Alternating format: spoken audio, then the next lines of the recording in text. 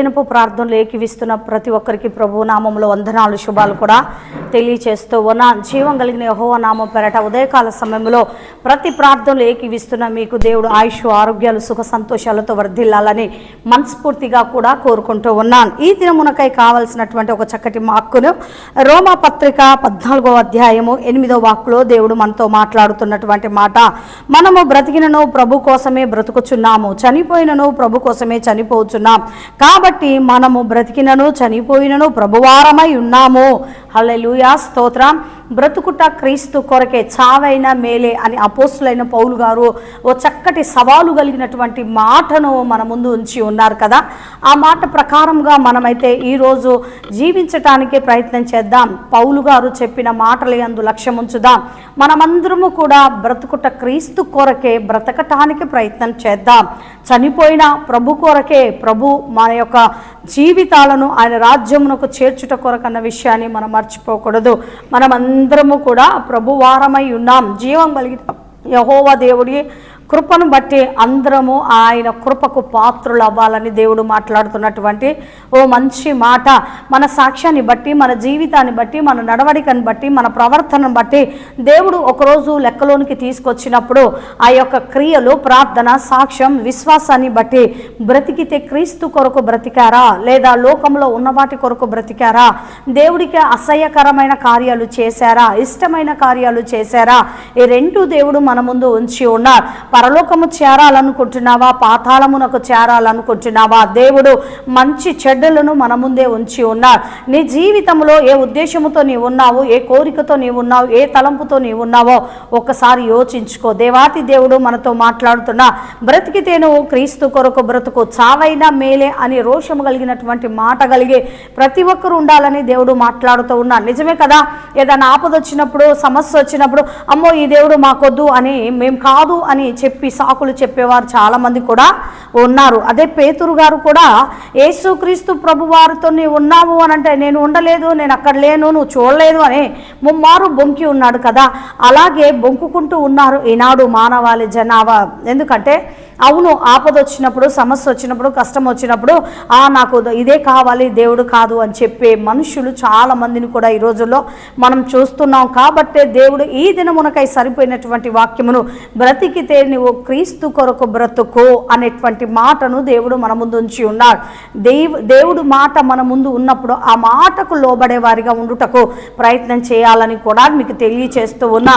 లోకంలో ఉన్నదంతా వ్యర్థము, అవేవి కూడా నీ వెంట రావు. కానీ దేవుడు యొక్క మాట మాత్రమే, ఆ ఆజ్ఞ ప్రకారము నీవు దేవుడి చిత్తమును నెరవేర్స్తే నీ సాక్ష్యాన్ని బట్టి, విశ్వాసాన్ని బట్టి, ప్రార్థన బట్టి పరలోక రాజ్యములు నీకు ఒక చక్కటి జీవ కిరీటాన్ని, అవార్డు, రివార్డులు కూడా దేవాది దేవుడని యేసుక్రీస్తు ప్రభు మనకు అనుగ్రహిస్తాడు.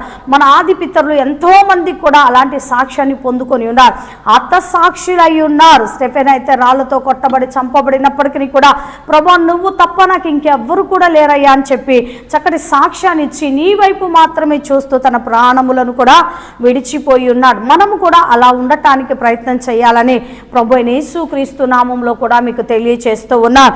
ప్రతి దినము కూడా ఈ మాట మనల్ని బ్రతికింప చేస్తుంది, ఈ మాట మనల్ని జీవింప చేస్తూ ఉంది. ఈ మాటను బట్టి మనము ధైర్యం తెచ్చుకోవాలి. ఏ సమస్యలో ఉన్నా, ఏ కష్టంలో ఉన్నా, ఎటువైపు ఉన్నా నువ్వు క్రైస్తవుడు అంటే క్రైస్తవుడు, కాదంటే కాదు, అవునంటే అవును, కాదంటే కాదు అను. అవును కాదు అని రెండిటి సందేహంలో నువ్వు ఉన్నావంటే నిండా మునిగిపోతూ ఉంటావు. అటు కాక ఇటు కాక ఎటు కాక మధ్యలో నీవు మునిగిపోతావు. దేవుడి నోట నుండి ఉమ్మి వేయబడతావు. కాబట్టి బ్రతికిన కాలాలు, సమయాలు సమస్తమును కూడా దేవుడు తన స్వాధీనములు ఉంచుకొని ఉన్నాడు. కాబట్టి దేవుడి ఎదుట బ్రతికుతా నీ కొరకే ప్రభా, చావైనా ఇక నాకు మేలని దృఢ నిశ్చయం కలిగి ఉండాలని మనస్ఫూర్తిగా కోరుకుంటూ ఉన్నాను. ఓ పల్లవి పాట పాడుతూ ఆ తదుపరి ప్రార్థనలు ఏకీవించడానికి కూడా ప్రయత్నం చేయాలని ప్రభు పేరట కూడా మీకు తెలియచేస్తూ ఉన్నాను. లోకములోని నిందలు నాపై రాళ్ళై రువిన రంపాలై కోసిన, లోకములోని నిందలు నాపై రాళ్ళై రువిన రంపాలై కోసిన, రాజులైనా అధిపతులైనా ఉన్నవి అయినా రాబోవు అయినా రాజులైనా అధిపతులైనా ఉన్నవి అయినా రాబోవు అయినా నీదు ప్రేమ నుండి ఏది ఎడబాపదయ్యా నీదు ప్రేమ నుండి ఏది ఎడబాపదయ్యా యేసయ్యా యేసయ్యా యేసయ్యా నా యేసయ్యా యేసయ్యా యేసయ్యా యేసయ్యా నా యేసయ్యా బ్రతుకుట నీ కోసమే మరణమైతే నాకిక మేలు బ్రతుకుట నీ కోసమే మరణమైతే నాకిక మేలు సిలువ వేయబడినానయ్యా సిలువ వేయబడినానయ్యా నీవే నాలో జీవించుమయ్యా నీవే నాలో జీవించుమయ్యా యేసయ్యా యేసయ్యా యేసయ్యా నా యేసయ్యా యేసయ్యా యేసయ్యా యేసయ్యా నా యేసయ్యా